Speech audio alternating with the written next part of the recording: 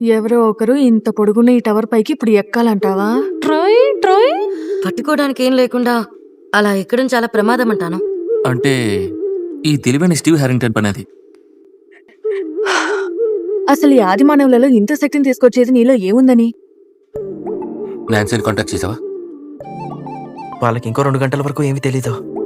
అంటే మనం వెళ్ళి తనని హాస్పిటల్లో చూద్దామంటావా? లేదు, మనం ప్లాన్ ప్రకారం చేద్దాం. తెలుసా, ఆ హాస్పిటల్ మనం వెళ్ళే దారిలోనే ఉంది. మనం అటు వెళ్ళి నాన్సీకి కొన్ని పువ్వులు లేదా ఇంకేదైనా తీసుకెళ్ళచ్చు. ఓ దేవుడా, ఏంటి నీ ప్రయత్నం అంతా నాన్సీ ధ్యాసని నీ వైపు తిప్పుకోవడానికే కదా? హాపర్ దీని ద్వారా రాగలిగితే పరిష్కారం కనుక్కొని హాలిని తీసుకొస్తే దాన్ని అతను మనకు చెప్పాలి కదా. లేదు, ఆ పెద్దాన్ని వదిలేమంటున్నాను. మనం వెళ్తూ ఉండాలి. ఏదైనా తలుపు కానీ మరొకటి చూడాలి. నేనేమంటున్నానంటే ఇప్పటి నుంచి నువ్వు నిర్ణయాలు తీసుకోకూడదు అని. అది అతని నిర్ణయమే కాదు, అది నాది కూడాను. ఎందుకంటే తన నా చెల్లెలు. అలాగే స్టీవ్ చెప్పింది కరెక్ట్.